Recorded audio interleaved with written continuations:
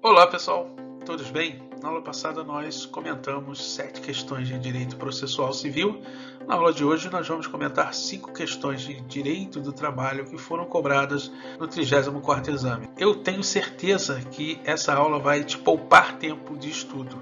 Vou pedir que você deixe o seu like, se inscreva no canal e ative o sininho para receber as notificações das demais aulas que estão por vir. Vamos à aula!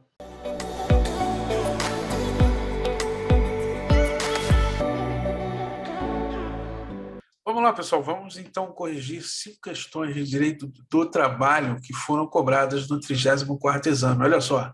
Rita trabalha desde a contratação das 22 às 5 da manhã, como recepcionista em um hospital. Tendo surgido uma vaga no horário diurno, a empresa pretende transferir Rita para o horário diurno. Diante disso, de acordo com o entendimento consolidado da jurisprudência do TST, assinale a afirmativa correta. Então, olha só, nós estamos diante de uma alteração benéfica à Rita.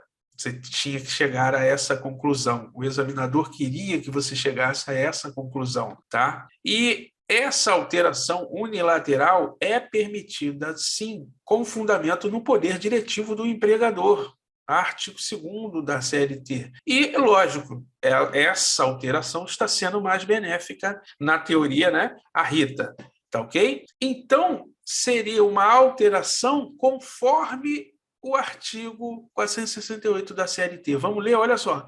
Nos contratos individuais de trabalho, só é lícita a alteração das respectivas condições por mútuo consentimento e ainda assim desde que não resultem direto ou indiretamente prejuízos ao empregado sob pena de nulidade da cláusula infringente desta garantia, o princípio da inalterabilidade contratual lesiva. Perceba que nós estamos diante de uma alterabilidade contratual benéfica, tá? Então, aí nós temos a súmula 265 do TST, adicional noturno, alteração de turno de trabalho, possibilidade sim de supressão lá. A transferência para o período diurno de trabalho implica a perda do direito ao adicional noturno, e isso não quer dizer que seja uma alteração maligna, né? Ou não benéfica para o empregado. Tá ok? De posse dessas informações, nós vamos para as assertivas. Olha só, letra A. A alteração de turno de trabalho do empregado é vedada, pois implica redução remuneratória. Não é vedada, de acordo com a súmula 265 do TST. Tá ok? Porque nesse caso nós estamos diante, na teoria, de uma alteração benéfica à Rita, tá bom? Letra B, ó, letra B é o gabarito da questão. A alteração de turno noturno para o diurno é lícita, mesmo com a supressão do adicional noturno. Perfeito, tá, pessoal? Você tinha que saber que, nesse caso, a supressão do adicional não transforma a alteração em maligna, né, ou não benéfica para o trabalhador, tá bom? Letra C, olha só, a alteração de turno depende do poder diretivo do empregador, mas o adicional noturno não pode ser suprimido. Não pode ser suprimido, sim. Por quê? Porque, lógico, ela não vai estar mais trabalhando no período noturno. Letra D, a alteração de turno de trabalho será lícita. Opa, até a vírgula está ok. Ó. Desde que haja incorporação definitiva do adicional, não há essa previsão legal. Tá ok? Gabarito é letra B. Vamos para a próxima.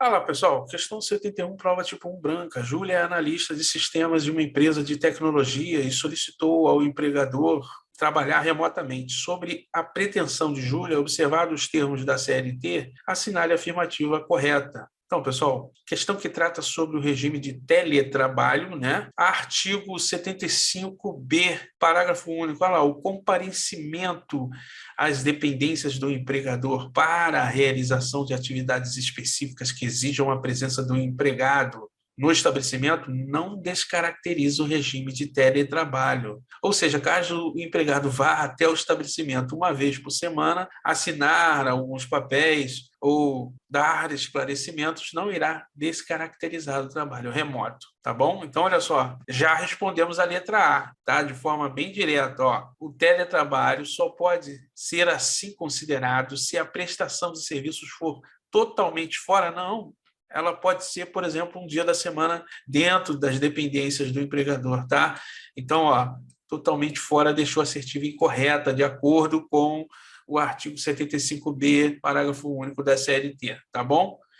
Letra B. O ajuste entre Júlia e seu empregador poderá ser tácito, não por causa do artigo 75C da CLT. Olha lá, a prestação de serviços na modalidade de teletrabalho deverá constar expressamente, aí, ó, coloquei em destaque, expressamente do contrato individual de trabalho, não pode ser de forma tácita, tá? De acordo com o artigo 75C da CLT. Letra C é o gabarito, olha lá, o computador e demais utilidades que se fizerem necessárias para o trabalho remoto de Júlia não integrarão a remuneração. Perfeito, não integrarão a remuneração. Tá? Isso está no artigo 75 dela, as disposições relativas à responsabilidade pela aquisição, manutenção e fornecimento de equipamentos tecnológicos e da infraestrutura necessária e adequada à prestação de serviço remoto, bem como o reembolso de despesas arcadas pelo empregado, serão previstas em contrato escrito, não pode ser tácito. Tá? No caso aqui, nós temos utilidades para o trabalho, né, que, nesse caso, não possuem natureza salarial. Ó. Parágrafo único do artigo 75D da CLT. As utilidades mencionadas no caput desse artigo não integram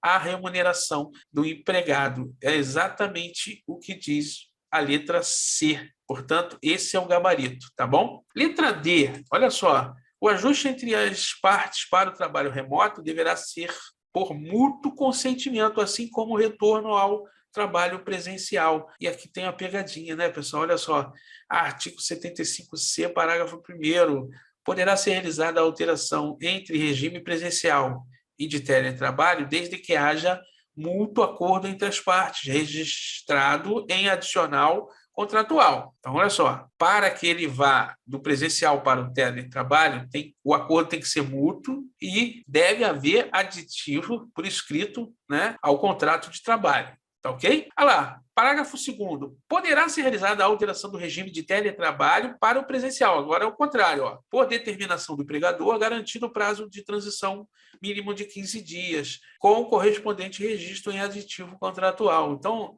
olha só, resumidamente, ó, coloquei aqui para vocês, para sair do presencial e ir para o remoto, precisa de mútuo acordo e contrato por escrito, adicional, né? Mas para sair do remoto e ir para o presencial, pode ser de forma unilateral do empregador, desde que respeite o mínimo de 15 dias de transição, tá bom? Então, quando ele coloca aqui, ó, o ajuste entre as partes para o trabalho remoto deverá ser por mútuo consentimento, assim como o retorno. O retorno não precisa, ó, assim como o retorno, deixou assertiva incorreta, porque no retorno do remoto para o presencial não precisa de mútuo consentimento. O empregador pode dar essa ordem de forma unilateral, tá ok? Então, o gabarito é letra C. Vamos para a próxima. Olha lá, pessoal, Milton possui uma fábrica de massas que conta com 23 empregados. Em fevereiro de 2021, Milton conversou individualmente com cada empregado e propôs para trazer a maior agilidade que dali em diante cada qual passasse a marcar ponto por exceção, ou seja, só marcaria eventual hora extra realizada, assim como a jornada fosse cumprida dentro das 8 horas diárias. Não haveria necessidade de marcação. Diante da concordância, foi feito um termo individual para cada empregado, que foi assinado. Sob a hipótese apresentada, de acordo com o disposto na CLT, assinale a afirmativa correta. Então, pessoal, ó, questão que trata de controle de jornada de trabalho e a possibilidade de marcação de ponto por exceção. Vamos aos fundamentos legais. Olha só. CLT, artigo 74, parágrafo 2º. Para os estabelecimentos com mais de 20 trabalhadores, será obrigatória a anotação na hora da entrada e da saída, em registro manual, mecânico ou eletrônico, permitida a pré-assinalação do período de repouso. Então, olha só, essa é a regra. Então, estabelecimentos com mais de 20 empregados ou trabalhadores, é obrigatória a anotação da hora de entrada e hora de saída. Tá? Parágrafo 4º do artigo 74. Ó, fica permitida a utilização de registro de ponto por exceção, que é o caso aqui da questão, né? A jornada regular de trabalho mediante acordo individual escrito. Então, olha só, acordo individual escrito, convenção coletiva ou acordo coletivo de trabalho. Tá? Pode ser feita dos 3 modos. Esse acordo denominado ponto por exceção, que é o caso aqui da nossa questão. Tá ok? Olha lá. Artigo 611-A da CLT. Ó. A convenção coletiva e o acordo coletivo de trabalho têm prevalência sobre a lei quando, entre outros, dispuserem sobre, inciso 10, modalidade de registro de jornada de trabalho. Então, é um dos casos da reforma trabalhista, segundo o qual o acordado vale sobre o legislado. Tá ok? Olha lá. Súmula 338 do TST, a parte 3 da súmula. Os cartões de ponto demonstram horários de entrada e saída uniformes, chamados pontos britânicos, né? São inválidos com o meio de prova, invertendo-se o ônus da prova relativo às horas extras, que passa a ser do empregador, prevalecendo a jornada inicial, se dele não se desincumbir, tá? Olha só, vamos às assertivas. Letra A, o acordo é inválido. Já vimos que, de acordo com o artigo 74, parágrafo 2º e 4º, esse acordo ele é válido, tá? Pode sim ser feita aí a marcação de ponto por exceção, segundo o qual ele marcaria somente a eventual hora extra realizada, tá? E as 8 horas diárias de trabalho ficariam presumidas, não é isso? Então, olha só, letra A, o acordo é válido, tá? Letra B, o acerto é válido, sim, né? O acordo é válido, porque o registro de ponto por exceção é jornada regular. A jornada regular de trabalho pode ser feita por meio de acordo individual. Perfeito, é o que acabamos de ler no artigo 74, parágrafo 4º da CLT, tá bom? Ó, gabarito é letra B. Letra C, ó, a alteração para ter validade depende de homologação do judiciário? Não, independe, tá? Olha só, o depende deixou a assertiva incorreta. Não há essa previsão legal. Letra D, para o acerto de marcação por exceção, é obrigatória a criação de uma comissão de empregados. Não é obrigatória, porque pode ser feita de forma individual, né? De acordo com a CLT, artigo 74, parágrafo 4º, que nós acabamos de ler, tá ok? Então, ó, gabarito é letra B. Vamos para a próxima. Ó, determinada sociedade empresária propôs em 2022 a um grupo de candidatos a emprego um contrato de trabalho no qual a duração máxima seria de 30 horas semanais, sem a possibilidade de horas extras. Como alternativa, propôs um contrato com duração de 26 horas semanais, com a possibilidade de, no máximo, 6 horas extras semanais. Um candidato consultou você na qualidade de advogado ou advogada sobre os contratos de trabalho oferecidos, assinale a opção que apresenta corretamente sua resposta. Então, olha só, o gabarito aqui é letra A. Nós estamos diante de duas possibilidades de contratos chamados de regime de tempo parcial, tá? E o artigo 58A traz essa definição, né? Trazendo aqui, para quem estudou português e estuda, sabe que através de orações coordenadas são ou indicam significados completos de cada uma das orações, né? Uma não depende da outra.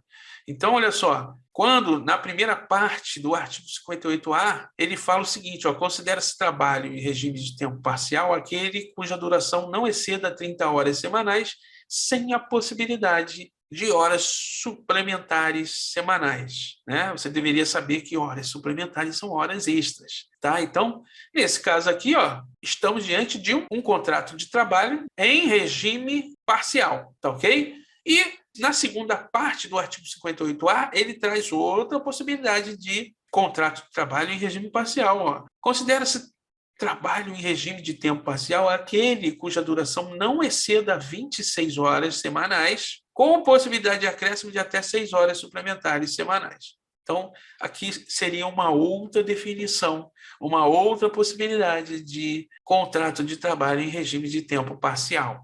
Visto isso, o examinador pegou esses dois conceitos e brincou com você nas alternativas. Olha só, letra A, que já é o gabarito da questão, ó, os dois casos apresentam contratos de trabalho em regime de tempo parcial. Perfeito. De acordo com o artigo 58A, primeira e segunda parte.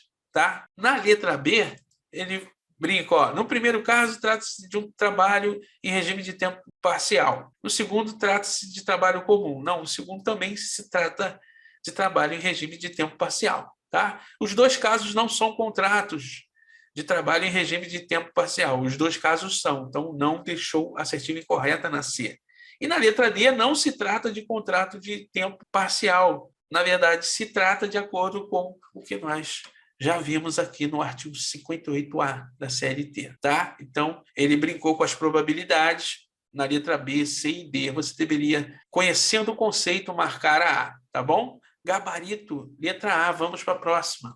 Então, lá, pessoal, Eduarda é auditora contábil e trabalha na sociedade empresarial, calculadora certa, limitada, exercendo sua atividade junto aos vários clientes do seu empregador. Por necessidade de serviço e tendo em vista a previsão expressa em seu contrato de trabalho, Eduarda será transferida por 4 meses para um distante estado da federação, pois realizará a auditoria física no maior cliente de seu empregador. Considerando essa situação e os termos da CLT, assinale a afirmativa correta. Então, olha só, pessoal, pontos importantes aí a serem observados, né? A necessidade de serviço para esse deslocamento temporário, previsão expressa no contrato de trabalho, o enunciado traz essa previsão, e transferência por tempo certo, no caso aqui, 4 meses, não é permanente. Isso é perfeitamente possível, de acordo com a CLT, tá? Artigo 469, ó. Ao empregador é vedado, né, regra, transferir o empregado sem a sua anuência para localidade diversa da que resultar do contrato, não se considerando transferência que não acarretar necessariamente a mudança do seu domicílio. Nesse caso aqui, não acarreta, né, a mudança de domicílio de Eduarda, porque ela vai lá fazer a auditoria e depois volta. É uma auditoria complexa, então ela vai demorar, né, algum tempo para acabar essa auditoria, ok? Parágrafo 1º do artigo 469, ó, não estão compreendidos na proibição deste artigo os empregados que exerçam cargo de confiança e aqueles cujos contratos tenham como condição implícita ou implícita a transferência, quando essa decorra de real necessidade de serviço. É o caso dela aqui, né? A necessidade do serviço nesse caso específico. Isso só pode ser feito de forma física, tá?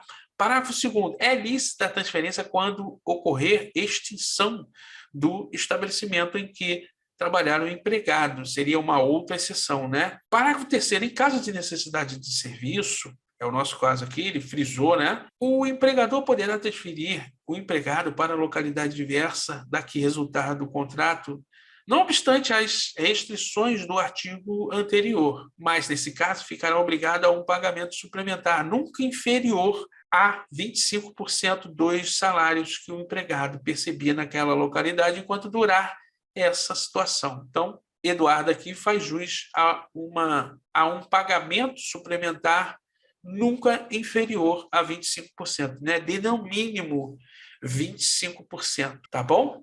Então, visto isso, vamos para as assertivas. Ó, letra A, a transferência é nula? Não, não é, porque é uma exceção permitida, então não é nula, já vimos, de acordo com artigo 469, parágrafo 3º. Letra B, a empregada pode ser transferida e receberá um adicional de 10%?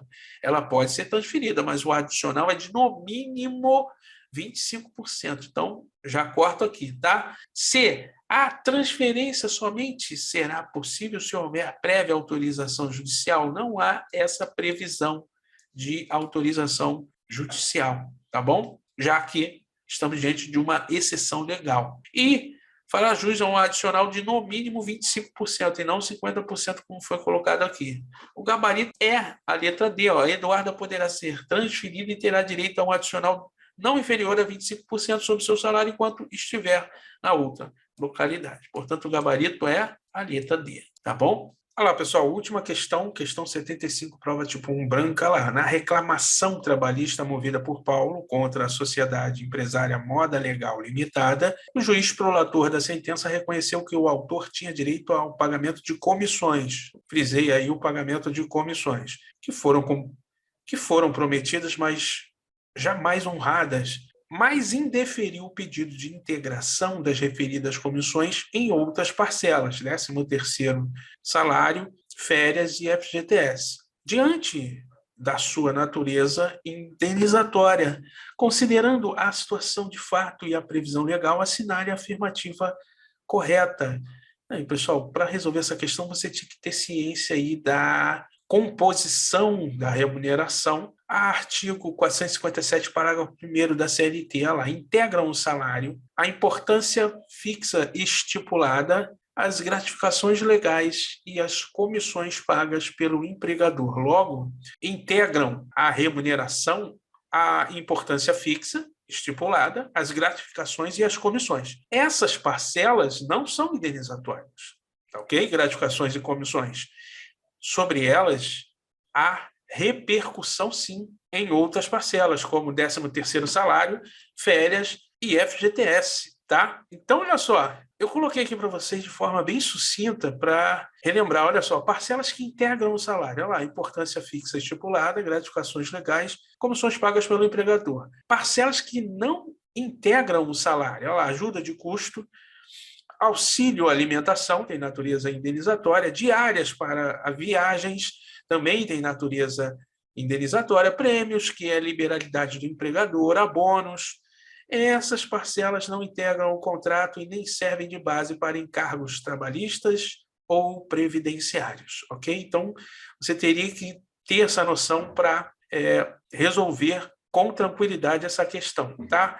Ah lá, aproveitando o assunto, também é proibido o salário complessivo, completivo, tá? Ou seja, aquele salário, aquela importância que alguns empregadores, né, burlando a lei, contratam com seus empregados de forma única lá. Não se pode estipular um valor único para remunerar todos os direitos trabalhistas do empregado. Deve haver discriminação das parcelas no recibo de pagamento de salário, ou seja, na hora de você dar o recibo, né, isso, por vezes é feito através de contra-cheque, olerite, né, e você deve discriminar cada uma das parcelas, tá? Súmula 91 do TST anula a cláusula contratual que fixa determinada importância ou percentagem para atender englobadamente vários direitos legais ou contratuais do trabalhador, tá? Ah lá. E, por fim, a impenhorabilidade do salário relacionado com atos de terceiros, né, não do empregador, exceção casos de pensão alimentícia. Tá? Lógico, essas características, todas essas características que eu falei, envolve aí a remuneração do empregado. Tá? De posse dessas informações, né, que nós relembramos, desses conceitos, vamos para as assertivas. Olha só. Considerando a situação de fato e a previsão legal, assinale a afirmativa correta. Então, ele diz lá, correta decisão, porque todas as verbas que são deferidas numa reclamação trabalhista possuem natureza indenizatória. Nem todas, né, pessoal? Quando ele foi para o extremo, cuidado com os extremos, né? Quando ele fala que todas as parcelas possuem natureza indenizatória, nem todas. A comissão, por exemplo, uma gratificação não tem natureza indenizatória, né? Se ficar verificado que o empregador devia ao empregado numa reclamação trabalhista, por exemplo, comissão e gratificação, não tem natureza indenizatória, ok? Olha lá. B, errada a decisão que indeferiu a integração, ou seja, o reflexo, né, do pagamento de comissão sobre o 13º salário, por exemplo, né? Então, o gabarito é a letra B, tá? Porque a decisão que o juízo tomou está incorreta ou errada, tá? Porque a comissão tem natureza jurídica salarial, daí porque repercute em outras parcelas, tá? A natureza da comissão é salarial e não indenizatória. Letra C, correta a decisão, nem vou ler, tá? A decisão está incorreta. Letra D, a decisão está parcialmente correta, porque a CLT determina que, no caso de reconhecimento judicial de comissões, metade dela terá natureza salarial. Não há essa previsão legal, essa assertiva está toda absurda. Tá, ok? A decisão do juízo, nesse caso, está errada, totalmente errada e não parcialmente correta, tá bom? Gabarito é letra B, com isso nós terminamos aí 5 questões de direito do trabalho que foram cobradas no 34º exame. Forte abraço, bons estudos.